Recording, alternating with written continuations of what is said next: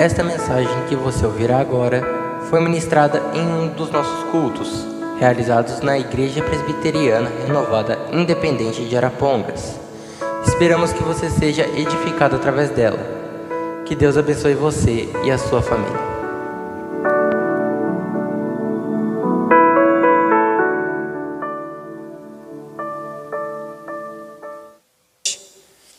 Quero convidar os irmãos a abrirmos as nossas Bíblias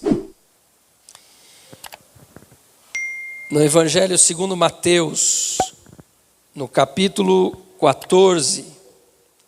Nós vamos ler a partir do verso 22.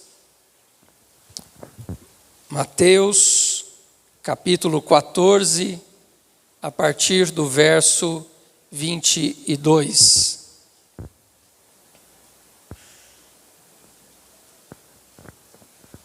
Glória a Deus, aleluia.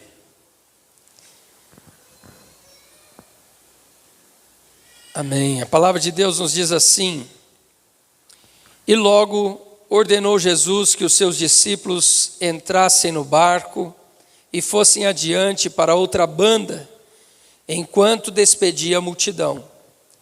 E despedida a multidão, subiu ao monte para orar à parte. E chegada já a tarde, estava ali só. E o barco estava já no meio do mar, açoitado pelas ondas, porque o vento era contrário. Mas à quarta vigília da noite, dirigiu-se Jesus para eles, caminhando por cima do mar. E os discípulos, vendo-o caminhar sobre o mar, assustaram-se, dizendo: É um fantasma, e gritaram com medo. Jesus, porém, lhes falou logo, dizendo: Tende bom ânimo, sou eu, não temais. E respondeu-lhe Pedro e disse: Senhor, se és tu, manda-me ir ter contigo por cima das águas. E ele disse: Vem. E Pedro, descendo do barco, andou sobre as águas para ir ter com Jesus. Mas sentindo o vento forte, teve medo e começou a ir para o fundo. Clamou dizendo: Senhor, salva-me. E logo Jesus, estendendo a mão, segurou-o e disse-lhe: Homem de pequena fé, por que duvidaste? E quando subiram para o barco, acalmou o vento. Então aproximaram-se os que estavam no barco e adoraram-no, dizendo: És verdadeiramente o Filho de Deus. Amém. Podei-vos assentar.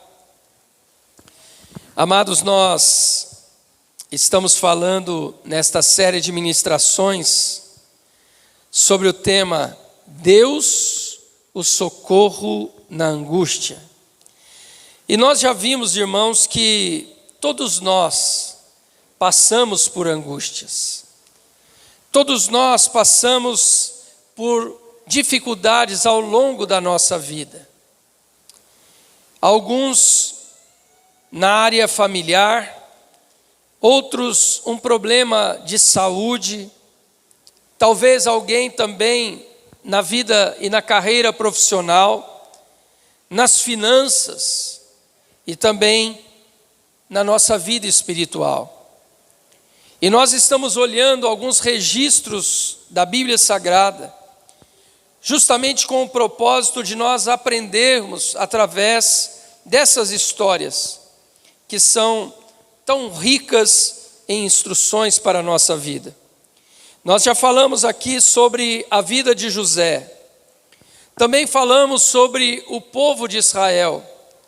Falamos sobre aqueles jovens hebreus ali no cativeiro babilônico, o grande livramento que Deus trouxe ali. E todas essas passagens que nós estudamos até aqui, irmãos, elas são e estão registradas na Bíblia no Antigo Testamento. E hoje eu quero então meditar com os irmãos sobre esse texto que está no Novo Testamento e que também tem muito a nos ensinar sobre esse assunto. Essa passagem, irmãos, esse texto que nós lemos, ele também está registrado nos Evangelhos segundo Marcos, no capítulo 6, a partir do verso 45, e também no Evangelho segundo João, no capítulo 6, a partir do verso 15. Eu escolhi ler em Mateus, porque dos três é aquele que mais traz detalhes, aquele que mais traz informações acerca do que aconteceu. Mas ao longo desta ministração eu quero também extrair das outras passagens, dos outros textos paralelos, algumas informações que não estão aqui em Mateus e que são úteis também para a nossa vida e para o nosso aprendizado. Bem, nós começamos aqui iniciando no verso 22, a palavra dizendo, e logo. Algumas versões, irmãos, como a NVI, a Nova Almeida Atualizada, ela diz logo em seguida e logo a seguir. Por que a Bíblia está trazendo esta informação? Para termos um vínculo daquilo que aconteceu antes dessa passagem. Antes disso, se os irmãos lerem os versos anteriores, a Bíblia está registrando o primeiro milagre da multiplicação dos pães e peixes. Logo então, depois desse milagre, é que vai acontecer o que nós vimos aqui nesta passagem. O que aconteceu então? Jesus ordenou aos discípulos que entrassem no barco e fossem para outra banda do mar da Galileia. Enquanto Jesus, ele ia se despedir da multidão. Esse mar da Galileia, irmãos, é o mesmo lago de Tiberíades e também o lago de Genezaré. Ele é conhecido por qualquer um desses nomes, mas se trata do mesmo lago, chamado Mar da Galileia porque é um grande lago, um lago muito extenso, mas ele é um lago e não um mar. O texto nos informa aqui, irmãos, que no verso 34, que depois que eles atravessaram este lago, eles chegaram a Genezaré.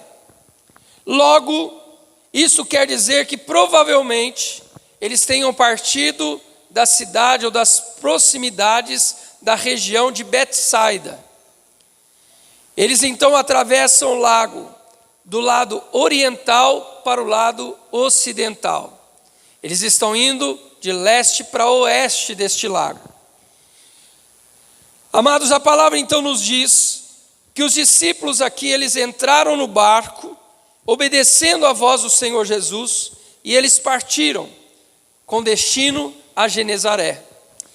Jesus os enviou para irem da outra banda do lago, onde eles chegariam em Genezaré, na região de Genezaré. Jesus então, depois de os despedir, Jesus ele despede a multidão e ele sobe ao monte. E a Bíblia diz que ao entardecer ou ao anoitecer, Jesus estava a sós no monte em oração. Amados, não é este o tema da nossa mensagem, mas esta atitude de Jesus, ela nos mostra e nos ensina a necessidade que todos nós temos de estar a sós com Deus. Jesus, sendo Filho de Deus, o Deus encarnado, Deus que se fez carne e habitou entre nós, Ele nos mostrou a necessidade que nós temos de ter relacionamento com Deus, de ter comunhão com Deus. E de que maneira a gente tem comunhão com Deus? Através da oração. A oração é a maneira que nós temos de conversar com Deus. E toda pessoa que entrega a sua vida a Jesus, toda pessoa que ama a Jesus, ele vai ter desejo de conversar com Deus. Assim como nós conversamos com amigos, nós também temos que ter esse desejo de conversar com Deus, de falar com Deus. Você fala com Deus todos os dias? Você conversa com Deus? Você conta para Ele as suas necessidades? Você conta para Ele as suas lutas, as suas dificuldades? Ele está sempre pronto a nos ouvir. A Bíblia nos ensina que, seja a hora que for, Ele está sempre com os ouvidos atentos à nossa oração. Mas, irmãos, essa passagem também, ela vai nos mostrar e vai nos refletir o que acontece no mundo espiritual. Enquanto os discípulos estão no mar, remando, enfrentando ondas e vento, o Senhor Jesus está no alto do monte, intercedendo junto ao Pai. É isso que Romanos, a carta aos Romanos, no capítulo 8, e verso 34, diz que Jesus, Ele está à direita de Deus e intercede por nós. Os discípulos no mar representam nós, a igreja do Senhor, no mundo, enfrentando às vezes adversidades. E Jesus lá no monte, Ele representa o quê? Ele representa o Senhor assentado à destra de Deus, intercedendo por cada um de nós. A palavra aqui vai nos dizer, então, que os discípulos haviam navegado bastante e eles chegaram no meio do mar. Os discípulos chegaram, esta palavra meio quer dizer justamente metade. E nós vamos encontrar no texto paralelo de João, capítulo 6, e no verso 19, que João diz assim: depois de terem remado 5 ou 6 quilômetros, foi que o vento soprou forte. Para os irmãos terem uma ideia da dimensão deste lago, eles remaram 5 ou 6 quilômetros. E fazendo uma busca sobre o mar da Galileia, nós descobrimos, irmãos, que a largura média deste lago pode chegar a 13 quilômetros de distância. Então, quando João diz que eles caminharam, que eles remaram 5 ou 6 quilômetros, ele está falando realmente do meio do mar, do meio do lago. E nessa ocasião, onde eles chegaram no meio do lago, é que o vento começou a soprar. Aqui, irmãos, tem uma mensagem de Deus para nós. Sabe, muitas vezes, irmãos, a gente inicia projetos na nossa vida, a gente toma decisões na nossa vida, e parece que tudo está bem, tudo está tranquilo.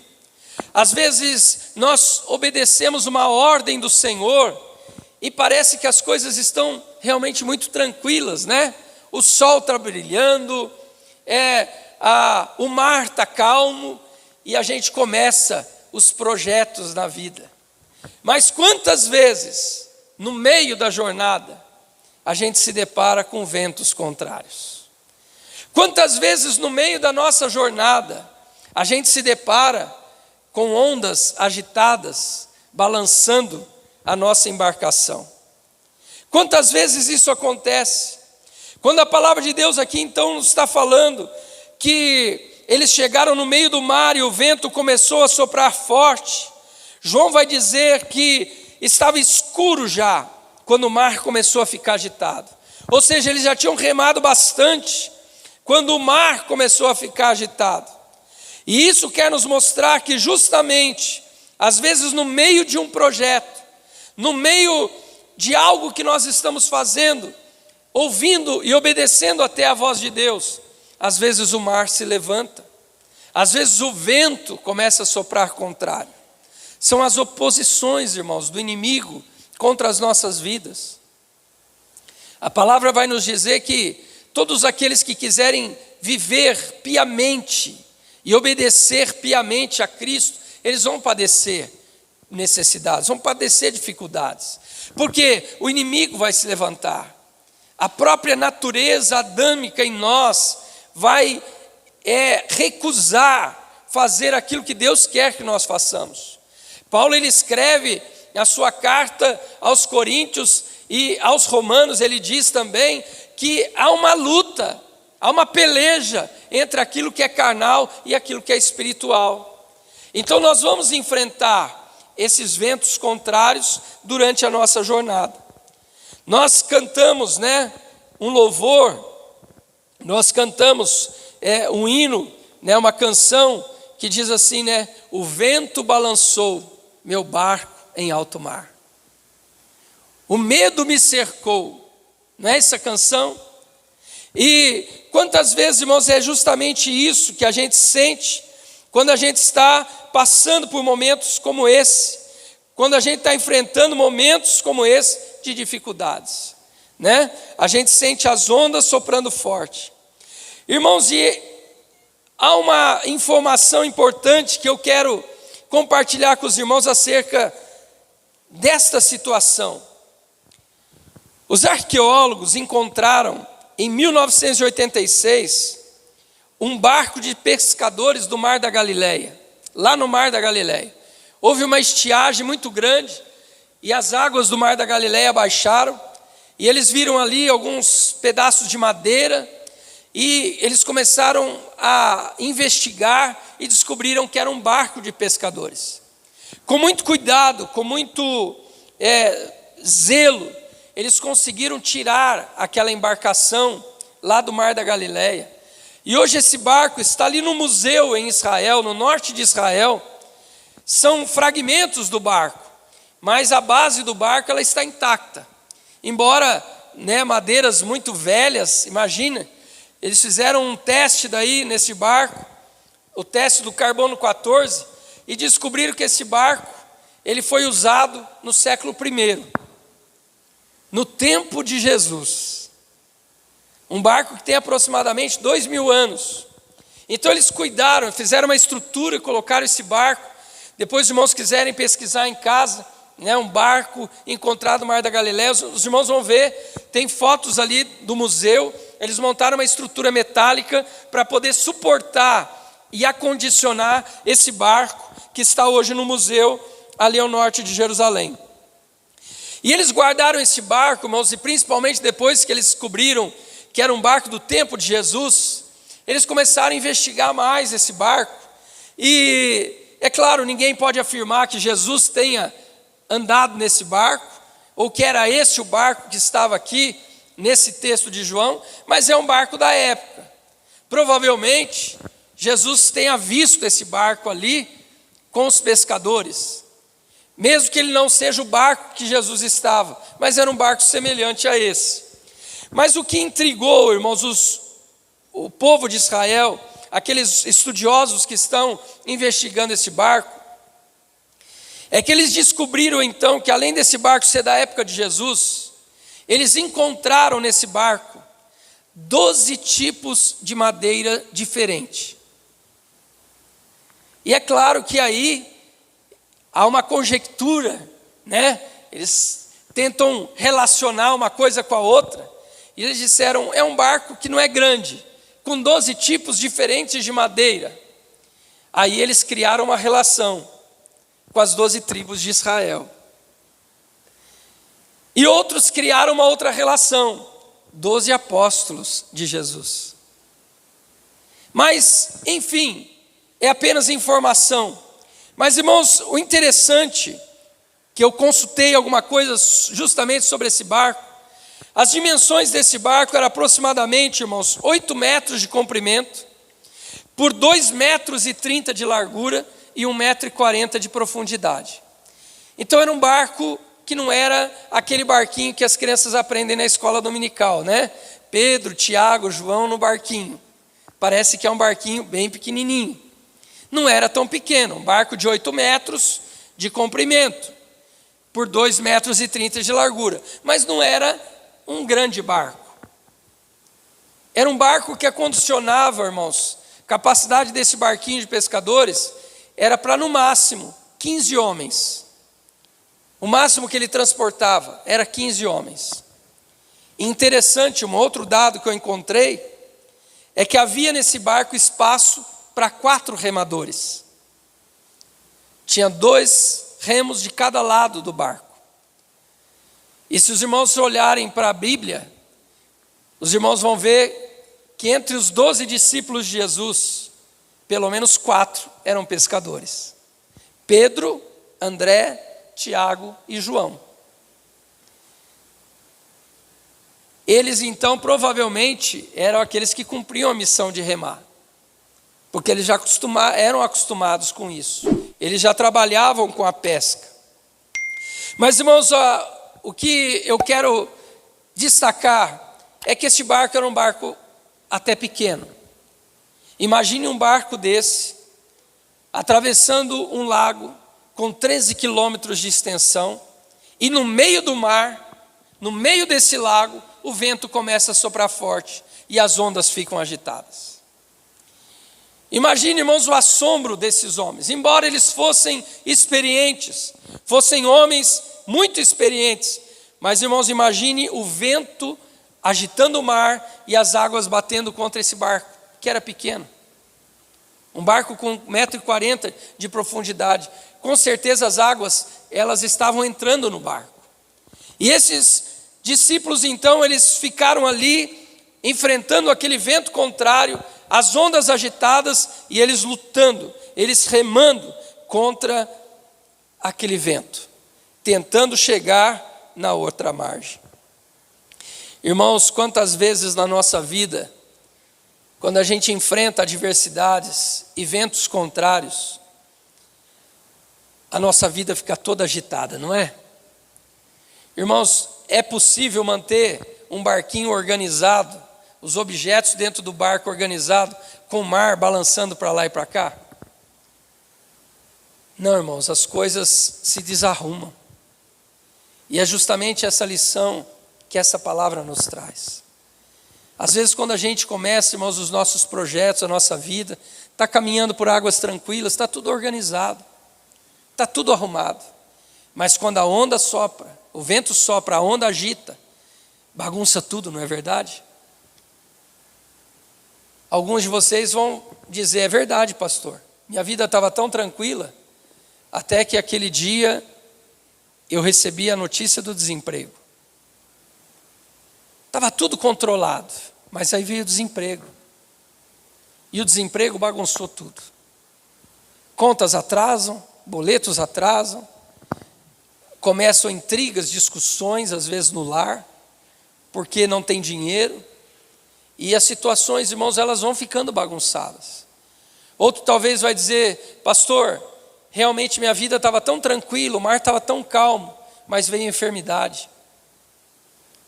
Aí a pessoa está enferma, precisa de cuidados, às vezes não pode trabalhar, os familiares têm que ajudar a ficar no hospital. Não bagunça tudo, irmãos, a vida de todo mundo? E é justamente isso que essa palavra nos ensina. Eles estão lutando contra um vento contrário. E, irmãos, e quando a gente está lutando contra um vento contrário, qual a impressão que tem? A gente rema e o vento traz de volta. Você rema e o vento traz de volta. E você faz força, mas você não sai do lugar. Quantas vezes na nossa vida esses ventos contrários representam justamente isso? Você luta, você trabalha, você se esforça, mas parece que você não está saindo do lugar. Isso, como eu disse, em todas as áreas. Às vezes na tua vida espiritual, você sente que está estagnado porque ventos contrários estão soprando. E você até tenta. Você diz: Senhor, eu vou buscar mais, eu vou orar mais, eu vou ler mais a Bíblia. E parece, irmãos, que a gente faz, mas a gente não está saindo do lugar. Por quê? Porque o vento é contrário. E é exatamente isso que esses discípulos estavam sentindo. Sabe, irmão, tem um hino muito antigo, que faz parte aí de muitos hinários de louvores das igrejas. Este hino tem o nome Sossegai, ou Mestre, o mar se revolta. Este louvor, irmãos, eu estava meditando nessa tarde, e me veio à mente este louvor, este hino, e eu fui buscar alguma coisa sobre ele. Este hino ele foi composto por uma irmã chamada Mary Baker. Esta irmã, ela nasceu nos Estados Unidos no dia 27 de dezembro de 1831. Ela, a sua irmã e mais um irmão eram ainda muito pequenos quando uma onda de tuberculose atingiu os Estados Unidos. Eles perderam o pai e a mãe, ainda muito jovens, muito pequenos. E eles tiveram que trabalhar muito duro, eles eram ainda adolescentes, tiveram que trabalhar para se sustentarem. Perderam o pai e a mãe nessa mesma crise, nessa mesma situação. Passou algum tempo, o irmão que tinha sobrevivido, que ajudava elas no trabalho, também contraiu a tuberculose e também morreu. Ficaram as duas irmãs sozinhas. Então essa jovem Mary, ela era uma crente, mas ela começou então a entrar em luta com Deus. E ela disse: Senhor, o que está acontecendo? Por que essa tempestade? A gente está lutando, já perdi os meus pais, e agora o meu irmão que estava aqui ajudando a gente, ele também se vai. O que está acontecendo, Senhor? E foi nessa situação, irmãos, que o Espírito de Deus trouxe ao coração dela este cântico. E ela compôs essa canção. Mestre, o mar se revolta, as ondas nos dão pavor. Esse louvor, irmãos, surgiu então justamente dessa situação. Eu acredito que os discípulos estavam sentindo o mesmo que Mary. Eu creio que aqueles discípulos estavam sentindo a mesma sensação. Senhor, nós estamos obedecendo a sua voz. Nós viemos no barco porque o Senhor mandou. E nós estamos no meio do mar, estamos aqui sozinhos, e o mar está agitado, as ondas estão nos dando pavor. Irmãos, e eles ali enfrentando aquela dificuldade, enquanto Jesus estava lá no monte orando. E a Bíblia vai nos dizer então, que na quarta vigília da noite, irmãos, por que a Bíblia faz questão de dizer isso? O horário hebraico aqui era dividido, a noite era dividida em 4 vigílias. A noite para o judeu começa a partir das 18 horas. Então, das 18 horas até as 21 horas, a primeira vigília. Da 21 até a 24, até a meia-noite, a segunda vigília. Da meia-noite às 3 da manhã, a terceira vigília. E das 3 da manhã às 6 da manhã, a quarta vigília. E a Bíblia diz que Jesus veio andando sobre as águas na quarta vigília. Ou seja, entre as 3 e as 6 da manhã. Mas que horas esses discípulos entraram no barco? Na tarde do dia anterior. Que hora o mar começou a ficar agitado? Na hora que escureceu. Provavelmente 7, 8 horas da noite.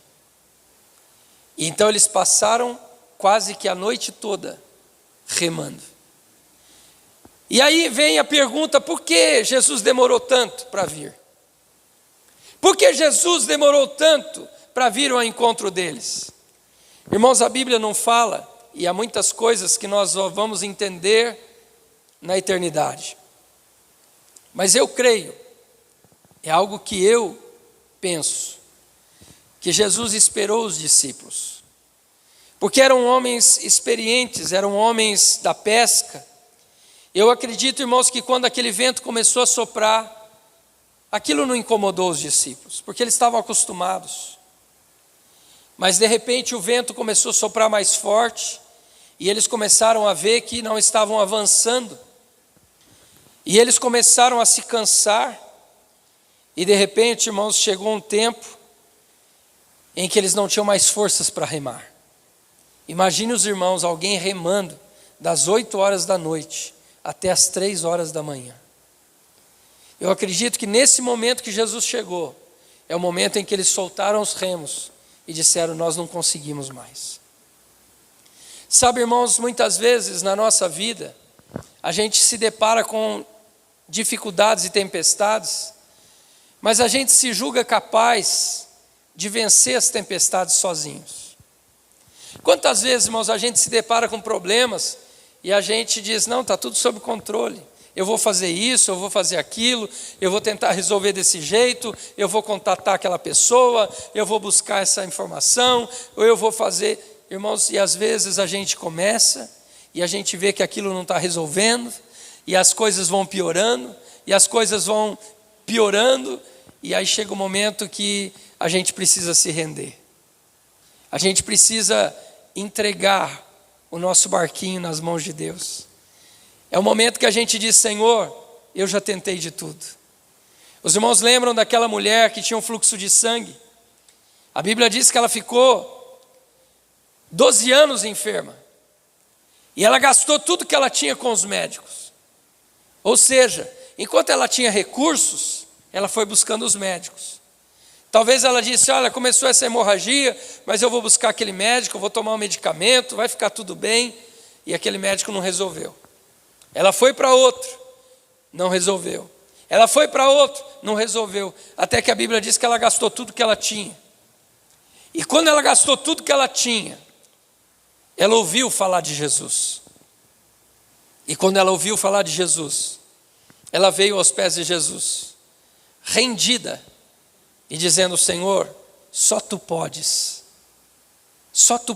resolver o meu problema.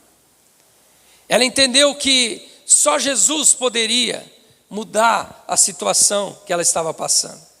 Então, irmãos, eu creio que os discípulos aqui, no começo da tempestade, no começo daquele vento, eles remaram e disseram: nós vamos chegar logo do lado de lá. Mas eles viram que não estavam conseguindo. E eles remaram e se esgotaram. E as forças se esvaíram. E eu creio, irmãos, que foi neste momento que Jesus chegou no barco. Jesus veio ao encontro deles no momento em que eles estavam desfalecidos. Sabe, irmãos, por que eu creio que é isso que aconteceu? Porque há um tempo atrás, eu vi um salva-vidas dando entrevista, e ele disse algo interessante. Ele falou assim: quando a gente vê alguém se afogando no mar, a gente se aproxima da pessoa, mas a gente não abraça a pessoa.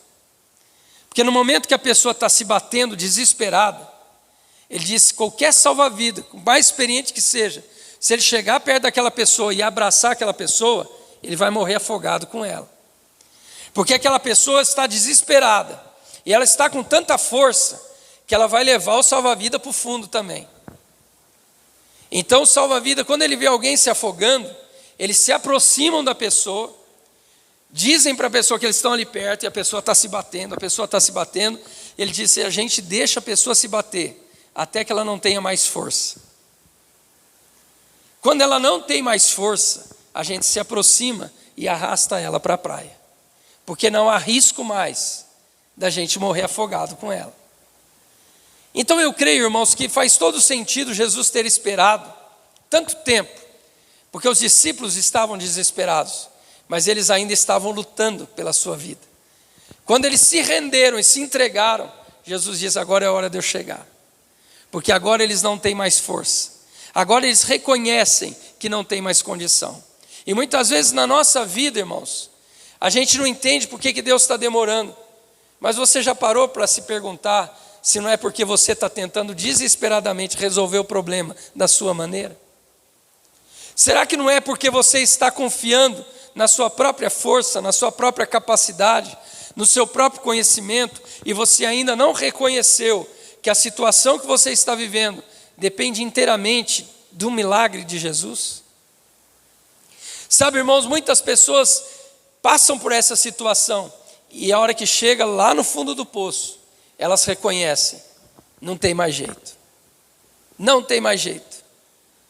E aí é onde Jesus entra, é onde Jesus encontra espaço para agir e para trabalhar. O texto nos diz, por fim, irmãos, que Jesus ele chega, mas Jesus não vem nadando desesperado nas ondas. A Bíblia diz que Jesus vem andando, caminhando sobre as águas. Sabe o que isso nos mostra, irmãos? Isso nos mostra a soberania de Deus. Aquele mar agitado, que está deixando homens experientes desesperados, ele não assusta Jesus. O vento não assusta Jesus. Por pior que seja a tempestade, ela não assusta Jesus. Jesus ele vem andando sobre as águas para demonstrar a sua soberania e para nos falar e nos ensinar nessa noite que por pior que seja a tempestade que você esteja atravessando, Jesus está acima dela. Jesus não está desesperado na tempestade. Jesus não está desesperadamente tentando se salvar no meio da tempestade. Não, ele vem caminhando sobre a tempestade. Ele vem por sobre a tempestade. É isso que a Bíblia quer nos mostrar, irmãos. Nós vimos na semana passada que Jesus estava andando com os jovens no meio do fogo. Jesus entrou na cova dos leões e fechou a boca dos leões. Aqui, Jesus está mostrando, eu também tenho poder sobre a força do mar e a força do vento. É por isso que eu venho caminhando sobre as águas. Sabe esse problema que parece insolúvel para você? Jesus está acima dele. Sabe essa situação pela qual você tem orado e buscado do Senhor o milagre? Jesus está acima dele. Você está desesperado, mas Jesus ele vem caminhando sobre a tempestade.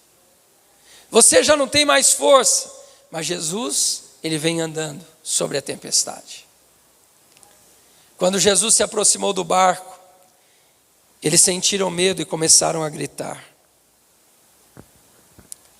Muitas vezes, irmãos, em meio a tempestades que nós enfrentamos, nós nos desesperamos tanto que nós não conseguimos enxergar Deus conosco. Mas Ele é o socorro presente na hora da angústia. Talvez você esteja passando por este momento na sua vida, mas você está olhando para as dificuldades, você está olhando para as lutas. E sabe o que acontece, irmãos, quando a gente olha só para as lutas, para o vento? Acontece o que aconteceu com Pedro. Você se afunda.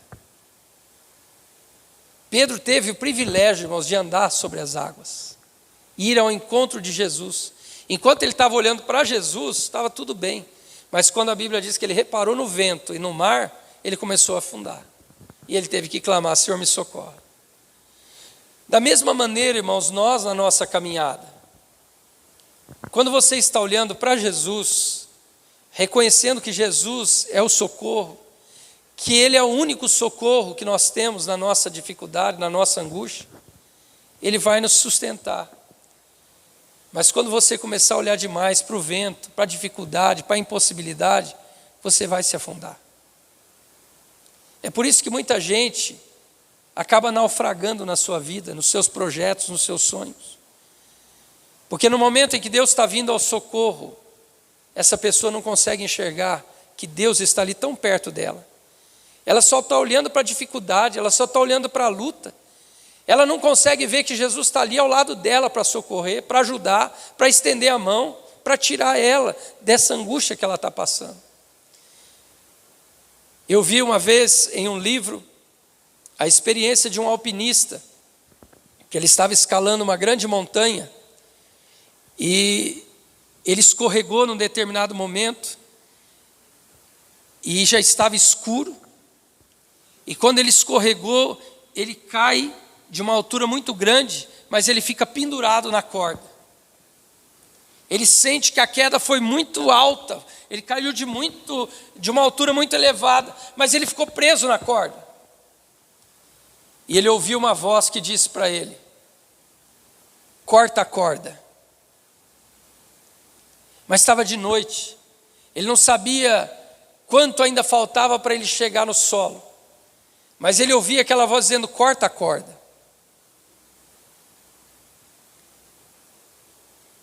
Como estava tudo escuro, ele sentiu medo, ele diz: eu não vou cortar. No outro dia pela manhã, a equipe do socorro chega, encontra aquele homem morto, a 60 centímetros do chão, pendurado na corda. Sabe, irmãos, que isso nos ensina? Que muitas vezes o socorro está tão perto e a gente não consegue ver, por causa do nosso desespero. Sabe, irmão, se nós temos Deus como nosso socorro, a gente vai passar por aflições. Mas um crente verdadeiro, irmãos, alguém que confia em Deus de verdade, ele não vai se desesperar, por pior que seja a situação. Ele pode ficar angustiado com aquilo que está passando, sim, mas Deus é o socorro na angústia. Você tem que entender que Deus está presente com você, na fornalha, na cova dos leões, no meio do mar agitado, nas noites escuras que nós atravessamos. Mesmo que a gente não estejamos vendo nada, nós podemos confiar que Ele está ao nosso lado. E por isso nós não precisamos desesperar.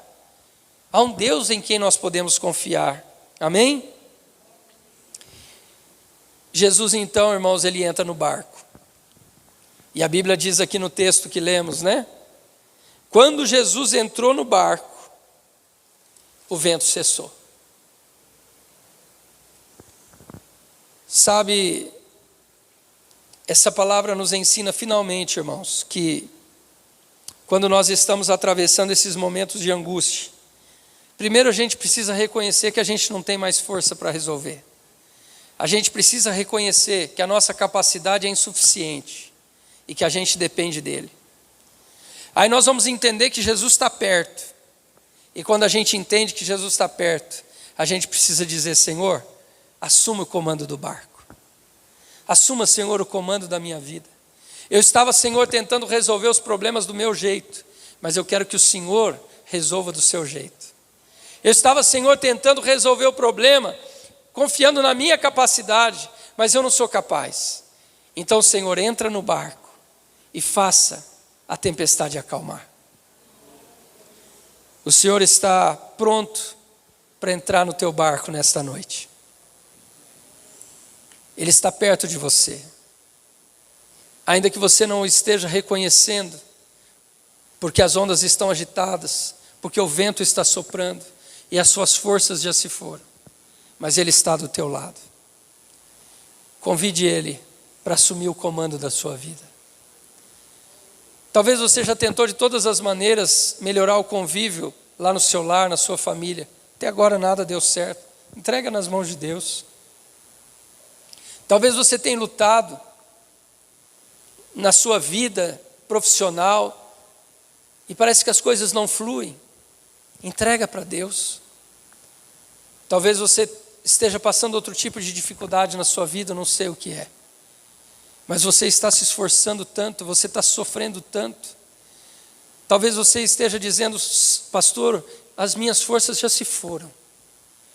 Amém. Então convide Jesus para entrar no teu barco.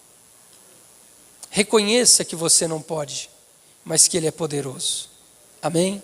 Vamos nos colocar em pé. Vamos orar.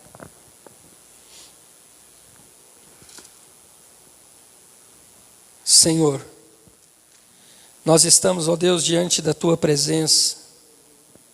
Estamos, ó Deus, diante da Tua palavra, que é viva, poderosa. Ó Senhor, e nesta noite nós temos aprendido que muitas vezes na nossa vida o mar fica agitado. Muitas vezes na nossa vida, Senhor, ventos sopram contra nós. Ó Deus, mas nós aprendemos que os nossos braços são tão fracos. O nosso barco é tão pequeno. Nosso barco é frágil demais, Senhor. E muitas vezes nós estamos lutando, confiando na nossa capacidade, confiando na nossa própria força, confiando, Senhor, no nosso conhecimento. Mas tudo isso, Senhor, na hora da tempestade tem pouco valor. O nosso socorro é o Senhor. O Senhor é o nosso socorro na hora da angústia.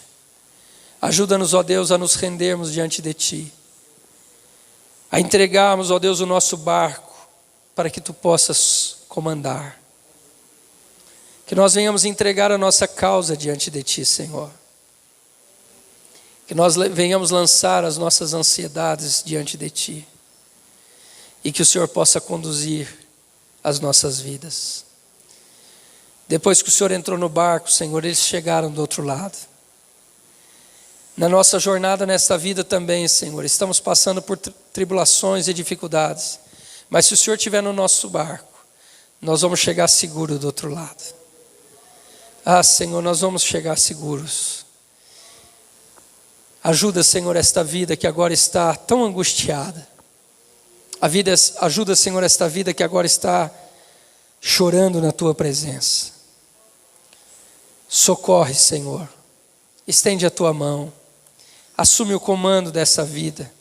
Assume o comando desse lar. Assume o comando, Senhor, desta empresa. Assume o comando deste negócio. Assume o comando, Senhor, nesta enfermidade. Em nome de Jesus. Que essas vidas possam ver o agir do Senhor, a soberania de Deus, o poder de Deus, um Deus que caminha sobre a tempestade. Em nome de Jesus. Amém e amém.